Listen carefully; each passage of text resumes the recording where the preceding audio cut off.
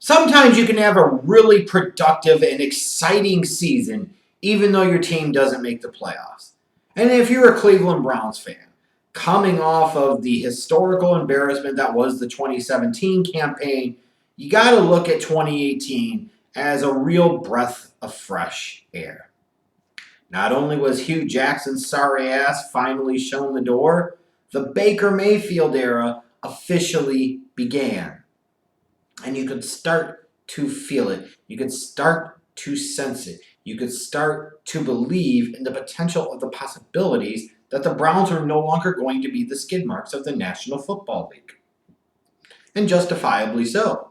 Like, you could even point to a couple of early season games and say that if their kicker would have made a kick or two, this could have been a team that was potentially staring at a playoff appearance. Potentially. So, got to be an exciting time for being a Browns fan. You feel like you potentially finally found your franchise quarterback that you really truly haven't had since the team came back into being in 1999. And then to top it all off, you go out there and make the big trade for Odell Beckham Jr.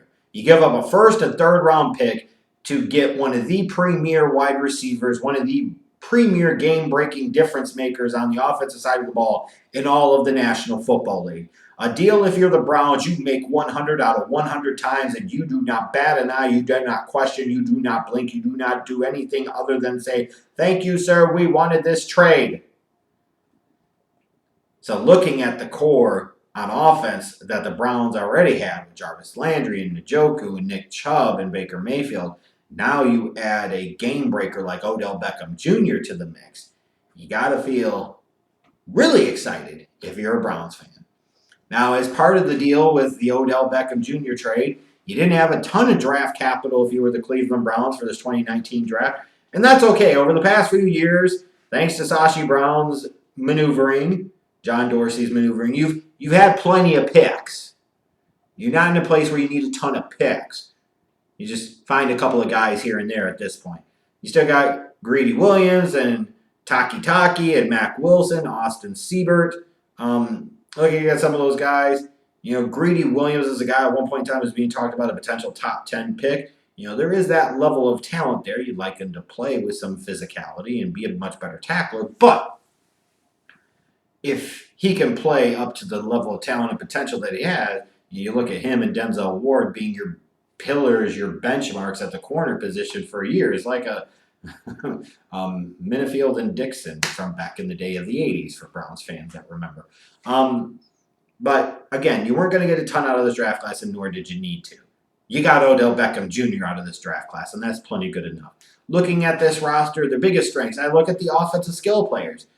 You're talking about your receiving group that has Odell Beckham Jr. and Jarvis Landry. Tight end position, you've got David Njoku. You've got Nick Chubb in the backfield. You're going to have Kareem Hunt after his 8-game suspension. Then you've got Antonio Callaway after his suspension. He'll be back.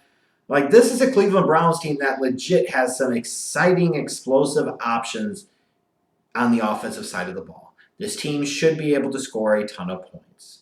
Then you look at the defensive side of the ball and you say you've got Myles Garrett, who is a superstar waiting to happen, and probably is in that territory already. Would he have 13.5 sacks last season?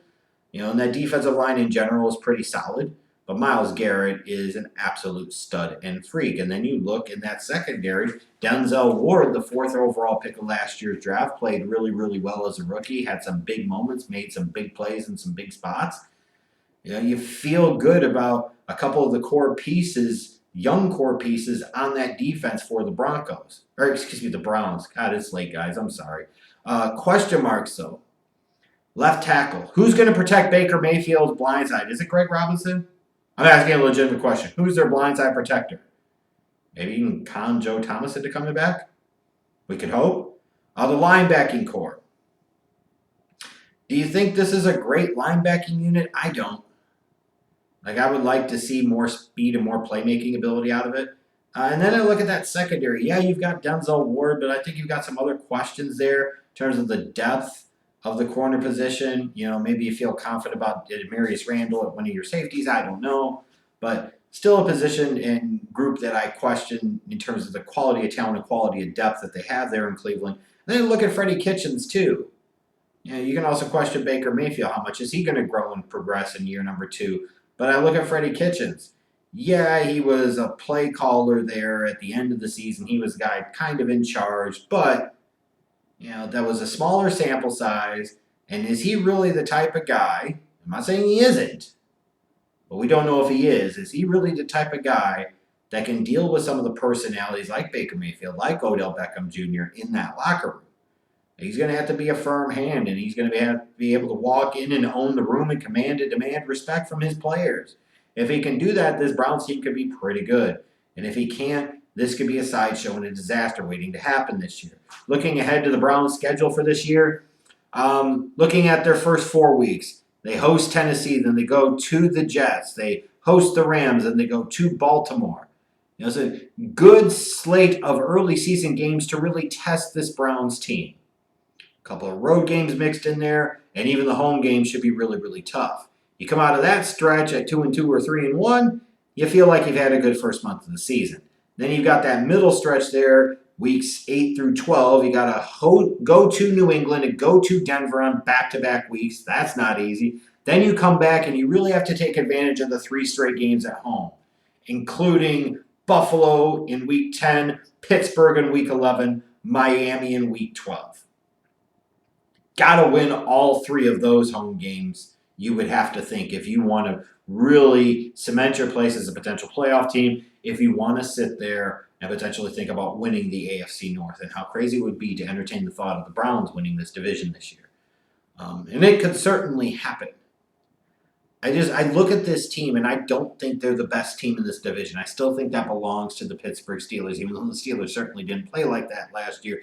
There are a myriad of factors that led to that. They've got some stars, especially on the offensive side of the ball. Myles Garrett is a beast, but I think some of the other places on this team, they still got some work to do. I really feel like the Cleveland Browns are a year away from really, really being something to worry about. But for now, I think they're potentially a 10-win team, and a team that should at least make the wild card round of the AFC playoffs. And if they don't make the playoffs this year, you can actually be disappointed in them because they should have some expectations.